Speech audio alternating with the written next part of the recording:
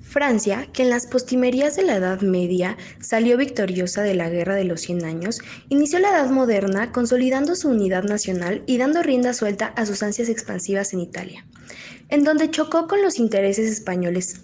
Por ello, a lo largo del siglo XVI y XVII hay una permanente enemistad franco-española, que alcanzó sus puntos culminantes con las luchas entre Francisco I y Enrique II de Francia, con Carlos V y Felipe II de España. La Reforma protestante aprovechó la desatención de los monarcas franceses a sus cuestiones internas para penetrar el territorio galo. Las diferencias entre católicos y protestantes fueron causa frecuente de discordia y guerras civiles. La monarquía de creencia católica debía mediar entre unos y otros. El predominio católico era innegable. Un caso conocido y curioso fue el de Enrique IV, rey protestante rechazado por la mayoría católica, que tuvo que abjurar el protestantismo. El siglo XVII se reparte en dos reinados, Luis XIII y Luis XIV. El primero dejó la política en manos del cardenal Richelieu, el cual se propuso un triple objetivo: atacar a la nobleza insumisa al rey, retirándole sus privilegios e incluso llevando al cadalso a sus cabecillas; perseguir a los protestantes; enemistarse con los austrias, no importándole pactar con los protestantes europeos para tal fin, aunque persiguiera a los franceses. Esta misma política fue seguida durante el reinado de Luis XIV. Durante su minoría de edad, su madre, la española Ana de Austria, confió los asuntos de Estado al cardenal Mazarino. Luis XIV lleva a su cumbre el concepto de absolutismo real, al debilitar cada vez más a la nobleza e incrementar el mecenazgo cultural de los monarcas franceses y sus válidos. Richelieu y Mazarino otorgan sustanciosas ayudas a artistas y poetas. Tal fue el caso de los hermanos Corneille, Molière y Racine. París se convirtió en el centro de atracción cultural del mundo entero.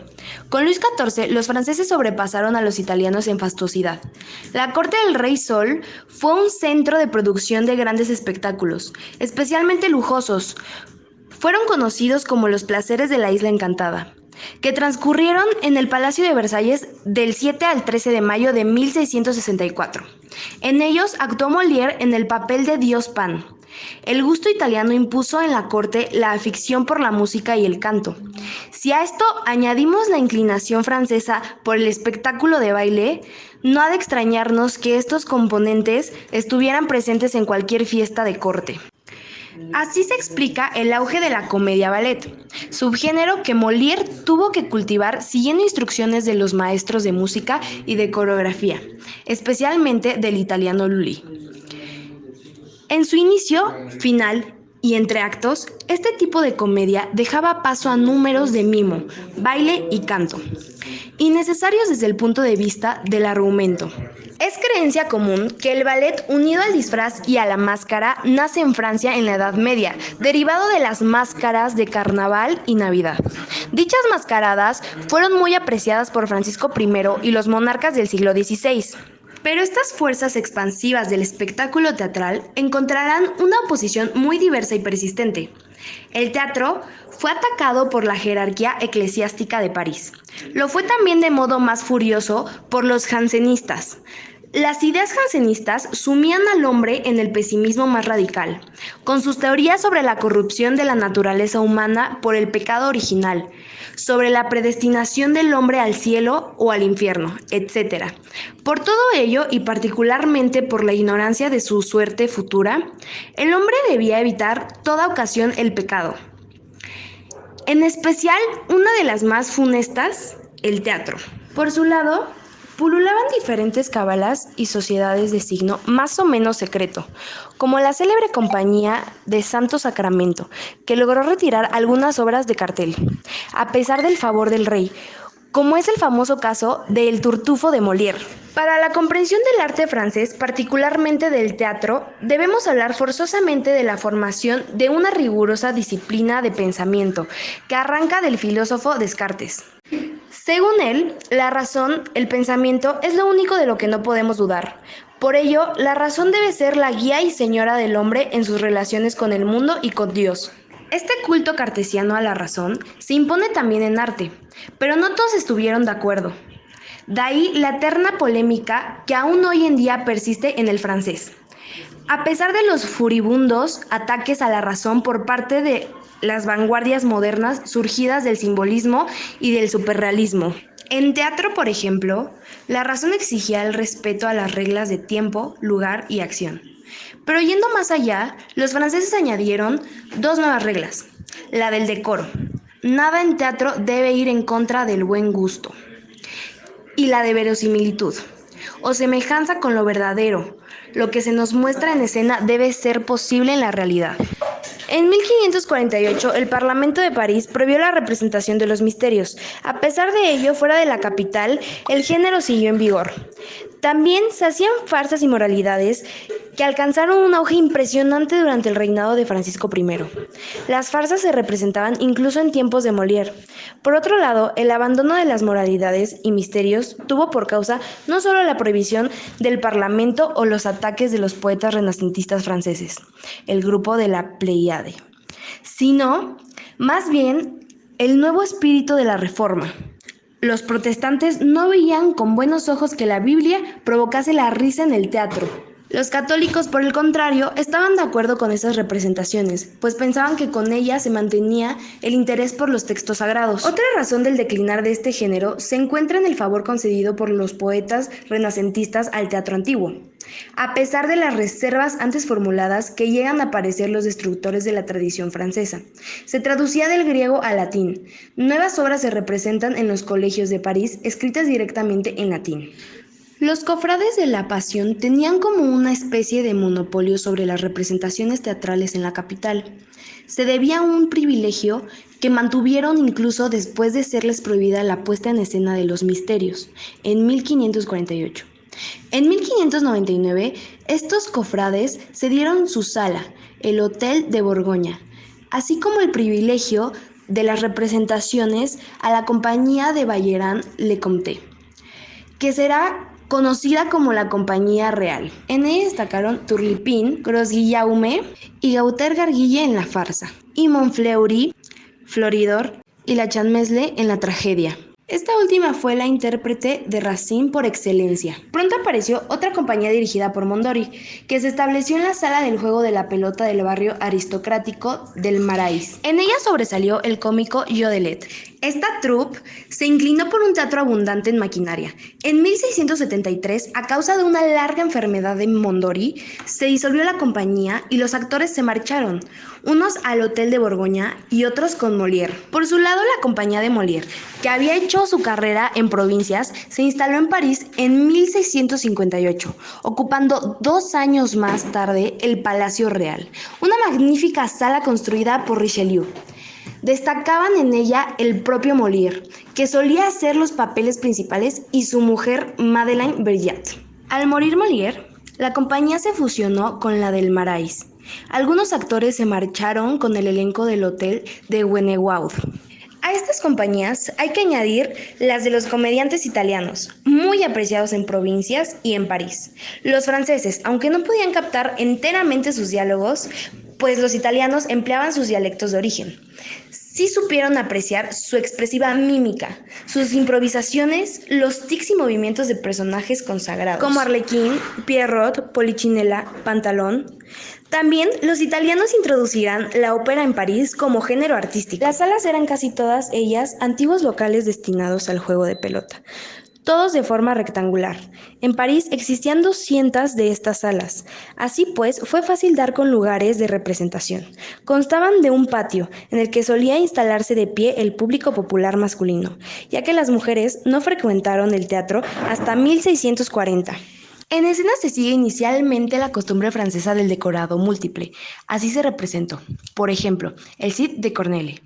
Evidentemente, estos decorados debían ser proporciones tan reducidas que daban el traste con las exigencias de verosimilitud de los puristas. Se pensó entonces en la conveniencia del decorado único, en el que se practicaron diversas entradas que eran la representación convencional de los distintos lugares de procedencia expresados en el diálogo de los personajes. Esto no evitaba la confusión en los espectadores, que no sabían muy bien dónde situar la acción cuando a la escena accedían personajes por diversas puertas. Ninguna solución llegaba a ser plenamente convincente, aunque la más criticada por los partidarios de las reglas, con gran ironía, era la de decorados simultáneos, que pretendían juntar en unos metros a Roma con París. La unidad del lugar, pues, era para ellos la única que podía ser figurada en escena, de modo razonable. Fáciles son de adivinar también las razones por las que propugnaban la unidad de tiempo. Apoyados en su propia tradición y en la influencia de los italianos, los franceses desarrollaron una decoración fastuosa servida por maquinarias frente al teatro realmente austero que precocinaban los perceptistas.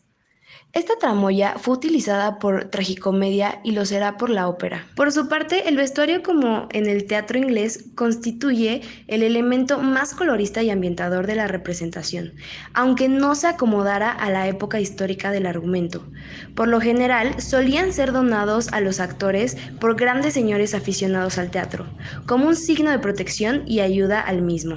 Con Richelieu los actores empezaron a gozar de una verdadera consideración, no solo en lo económico, sino más aún en cuanto a su reputación moral, puesta en tela de juicio. Como anteriormente indicamos por distintos grupos moralizantes de signo religioso, Pascal y Jacentista dejó escrito en sus pensamientos: todas las grandes diversiones son peligrosas para la vida cristiana. Mas entre todas las que el mundo ha ingeniado, ninguna existe que haya tanto que tener como la comedia. Nace la tragedia francesa en el siglo XVI a partir del culto neoclásico que acabamos de citar. A la tragedia renacentista achacará Racine su escasa materia en la que domina lo lírico y lo elegiaco. Se trataba de tragedias imitadas de Séneca repartidas en 5 jornadas y versos alejandrinos. Las dos más conocidas fueron Cleopatra cautiva de Yodel y Las judías de Garnier. A final de siglo se buscan temas más actuales. Un ejemplo de ellos es la escocesa de Montesquieu, sobre la muerte de María Estuardo. Se da por sentado que Racine representa la cumbre de la tragedia clásica francesa. Advierte Truchet que para llegar a esa cumbre el género tuvo que desprenderse progresivamente de las dos tentaciones a que estaba cediendo con gran facilidad: la tentación poética y la tentación novelesca. Después de Racine, final del siglo XVII y todo el siglo XVIII, a la tragedia francesa le asaltarán otras dos tentaciones que la privan de su tradicional vigor: la ópera y la filosofía. Los mencionados excesos poéticos y novelescos consistían en el abuso de escenas tendentes a lo lacrimógeno y en la insistencia sobre los infortunios de los héroes, que exponen sus malas en prolongados y patéticos parlamentos, dejando al coro que se deshaga en lamentaciones sobre su fortuna. Pero en los comienzos del siglo XVII, ese exceso de poesía perdió terreno en favor de la acción concentrada y de los enfrentamientos de los personajes. Desaparecerán igualmente los coros que para los renacentistas constituían un componente clave de la tragedia. Poco a poco se perderá el gusto por la ordenación de estrofas, en particular las estancias, agrupaciones de versos variables en cuanto a número que guarda una unidad temática. Por otro lado, no habría sido normal que en un siglo en el que reinaba la afición por lo novelesco, el teatro hubiese escapado a esta influencia. Advirtamos que como principales fuentes de inspiración se cuenta con el Orlando Furioso de Ariosto, los Amores de Teágenes y Clarisela de Heliodoro, Jerusalén liberada de Tasso, las Metamorfosis de Ovidio, así como las fogosas intrigas y relatos de los dramaturgos y narradores españoles. Llegamos así a Pierre Corneille, que estudió con los jesuitas de su ciudad natal, Rouen. Estas circunstancias no dejan de tener su importancia. Rouen es la gran ciudad normada por la que entran los españoles y con ellos su teatro, admirado tempranamente por el poeta francés. A través de los jesuitas entró en contacto con los latinos Séneca, Lucano y Tito Livio. que influirán decisivamente en su obra. Hay que señalar que los jesuitas, contrariamente a lo que ocurre con los demás sectores relacionados con la Iglesia, estimulan la práctica teatral como eficaz medio didáctico. Trasladado a París, Corneille destacó pronto como comediógrafo, con títulos que aún hoy siguen representándose en el teatro francés, como Melita, La Viuda, la Galería del Palacio y sobre todo la Plaza Real. Se indicó después a la tragedia, aunque volvió a la comedia.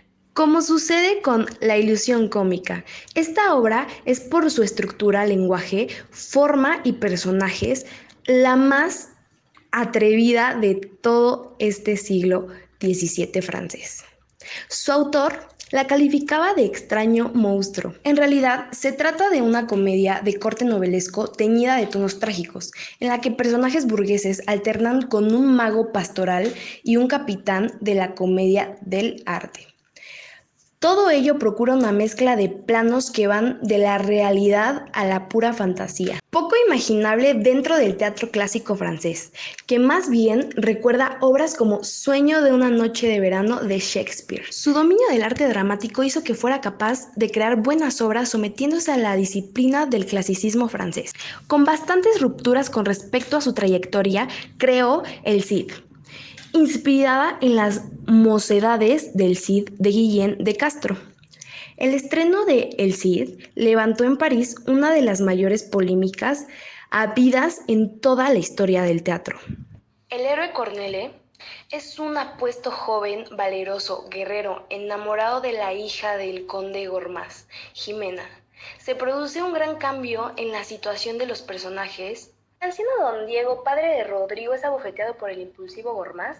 Dada la avanzada edad de don Diego, su hijo ha de vengar la afrenta y batirse en duelo con el padre de su prometida, al que da muerte.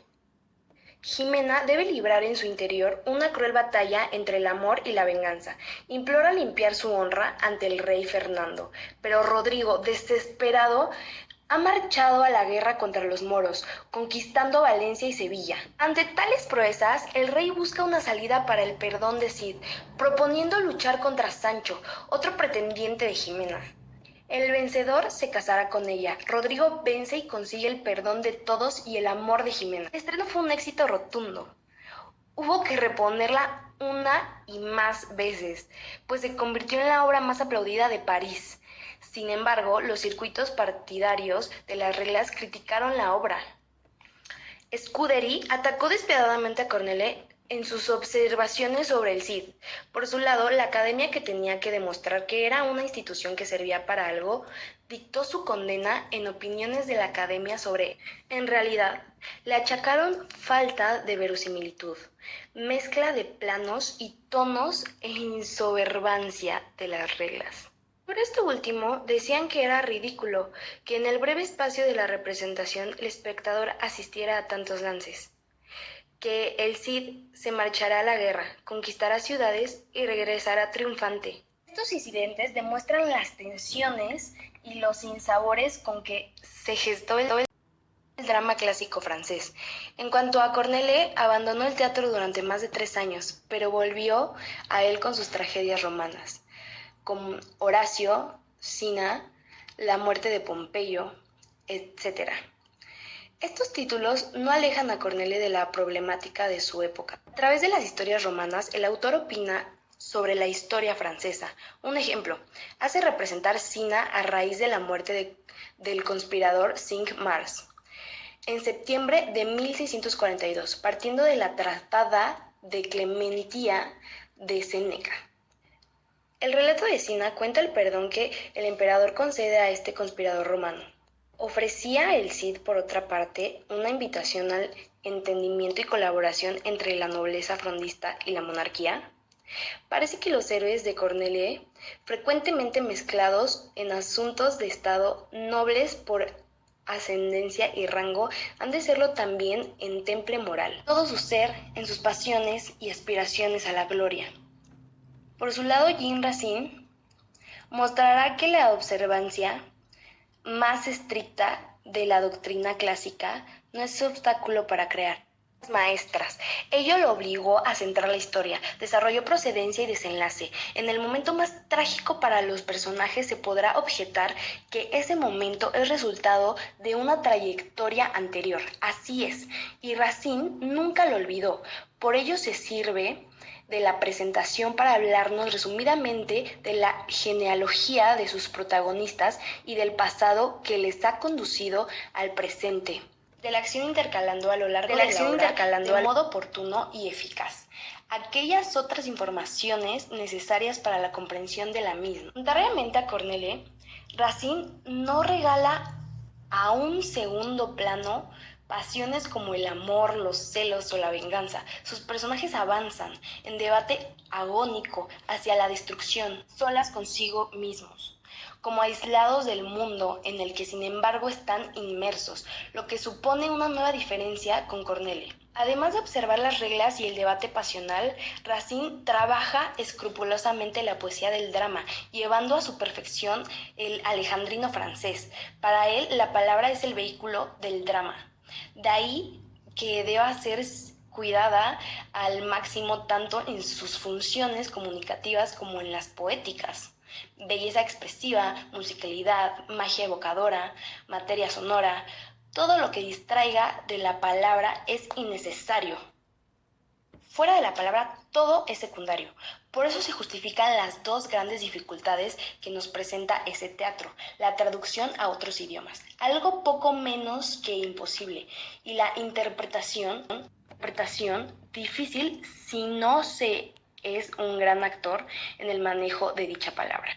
Contrariamente a lo que podría pensarse, Racine alcanza este nivel expresivo por vía de la austeridad y de la aparente sencillez. Su teatro no tiene exigencias técnicas y su lengua tampoco es una gran riqueza léxica. Racine emplea toda su obra poco más de 2000 términos, escaso número comparado con los 24.000 de Shakespeare. Y tampoco su obra fue demasiado abundante. 12 títulos, de los que es preciso destacar Andrómaca, Británico, Berenice y Fedra. Fedra es un banco de pruebas común para calibrar a las grandes actrices francesas. Racine toma la historia de Eurípides y Séneca. Centra la acción en la pasión de Fedra, mujer de Teseo, por su hijastro Hipólito. Fedra lo arrastra a la perdición, siendo ella también su propia víctima. Entre otras muchas interpretaciones, se ha visto en este personaje a la víctima jansenista, que lleva en sí la raíz del mal, la culpa original, predestinada a la condenación y privada de la gracia que redime. Ante la violencia de la pasión, Fedra se siente impotente y acaba odiando la vida, detestándose a sí misma. Hemos hablado antes de los géneros más en boga durante el siglo XVI, la farsa y la comedia antigua, así como de la influencia del teatro español e italiano. Las 9 comedias de Larrivée están tomadas del repertorio italiano, copiadas casi literalmente. La obra más conocida del citado Larrivée, Los Espíritus, que influirá en El avaro y la escuela de los maridos de Molière, está íntegramente tomada de una obra de Lorenzo de Médicis. Se adapta también a los autores españoles Rotrou, Escarrón, los hermanos Corneille y el propio Molière. Acusan estas influencias. El compilador Horn Monval da una lista de más de 50 comedias francesas copiadas de las españolas entre 1625 y 1680. Citemos entre ellas como casos más conocidos El mentiroso de Corneille, a partir de La verdad sospechosa de Alarcón, y El Don Juan de Molière, adaptación de El burlador de Sevilla de Tirso. Al margen de estas influencias, la comedia francesa sigue en la línea de las farsas, prosigue una conducta crítica en ocasiones realista, costumbrista. En la Galería de Palacio, Corneille pinta un lugar bien conocido de París, que da título a la pieza con sus puestos de mercaderes, tiendas y su ir y venir de compradores y ocios. Molière se centra en la crítica de los defectos de su época. Jean-Baptiste Poquelin, Jean-Baptiste Molière, Fue un gran conocedor del teatro en todas sus facetas, como dramaturgo, empresario, actor, ordenador o director, etc. Sabe los secretos de cualquier público, desde el campesino de Provenza hasta el cortesano de Versalles.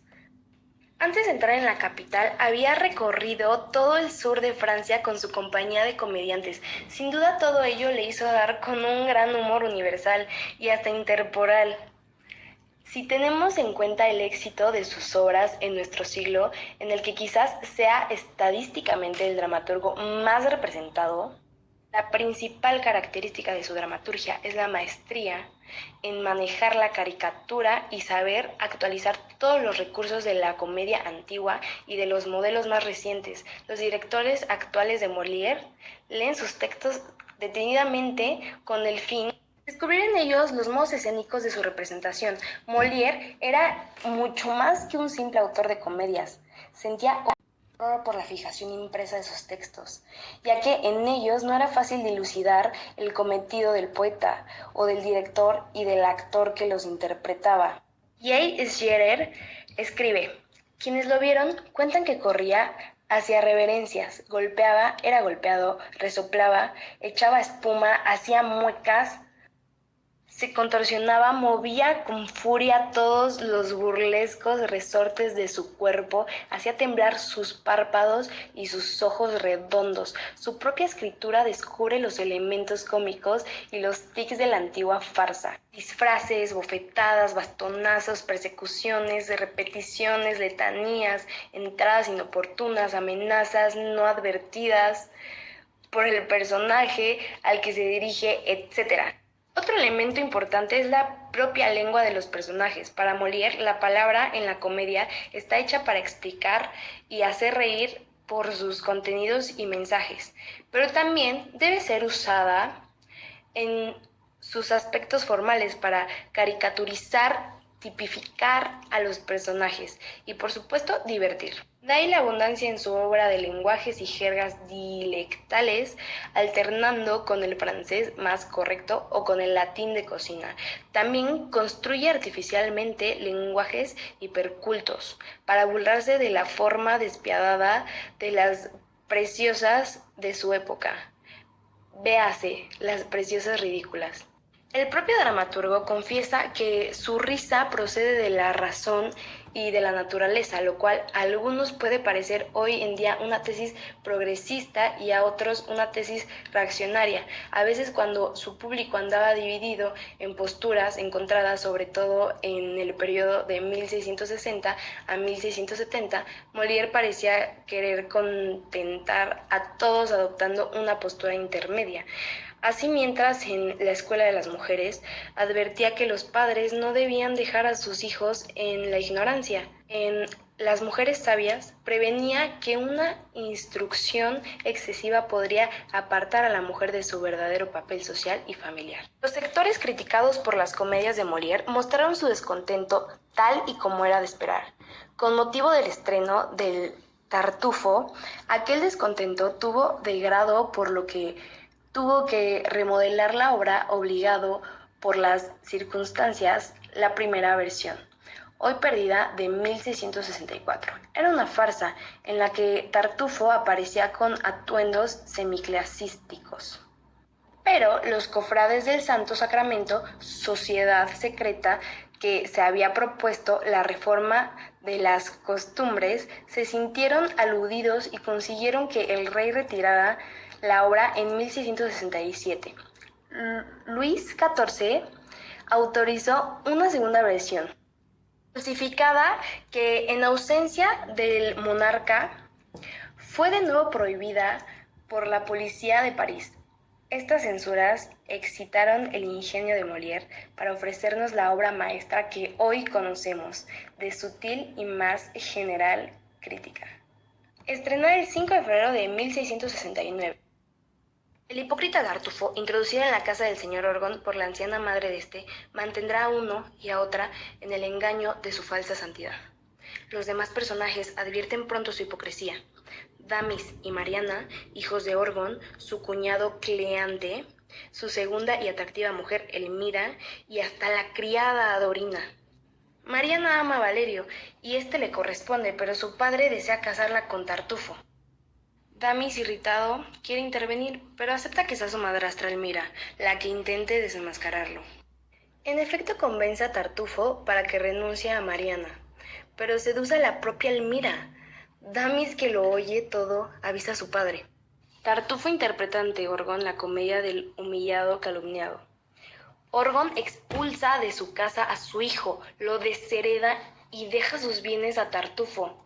Así las cosas. Elmira debe echar una mano a un viejo truco de la farsa y de la comedia del arte, que es ocultar a su marido bajo la mesa para que oiga los galanteos de Tartufo con su propia mujer. Naturalmente, Orgon sale indignado de su escondite, pero Tartufo pasa de su descubierta máscara de hipócrita a las amenazas. Lleva un alguacil a la casa para expulsar a Orgon y a su familia por haber dado cobijo a un proscrito. Finalmente, Molière utiliza la carta del Deus ex machina de los poetas antiguos que solucionaban lo que parecía irremediable.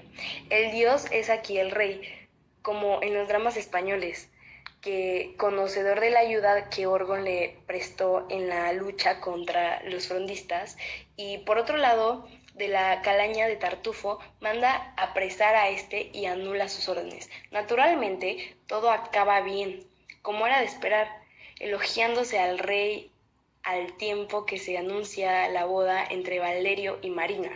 En el siglo XVI, la afición por lo novelesco condujo de modo natural a la tragicomedia. La tragicomedia fue intensamente cultivada en Francia hasta mitad del siglo XVII, para declinar a partir de entonces, como era de esperar. Fue atacada por los puristas por las razones ya conocidas: mezcla de tonos, inobservancia de las reglas. De las propuestas de algunos dramaturgos quisieron demostrar también eran capaces de escribir una buena tragicomedia, guardando los conocidos preceptos. Fue el caso, entre otros, de la Clitandra. Por lo demás, todos admitían que una tragicomedia debía contar con estas bases. El argumento no debía ser histórico. Siempre debía acabar con final feliz. Debía tener un desarrollo complicado, disfraces, imprevistos, engaños. Otro género apreciado a finales del siglo XVI fue la pastoral. Los franceses contaban con un precedente de calidad en el juego de Robin y Marian, de Adam de Halle. No obstante, con el Renacimiento, los autores franceses pudieron igualmente documentarse en los italianos. Tasso Guarini. O en La Diana enamorada del español Montemayor. En las pastorales asistimos a apariciones de magos y sátiros, en una intriga poblada de peripecias.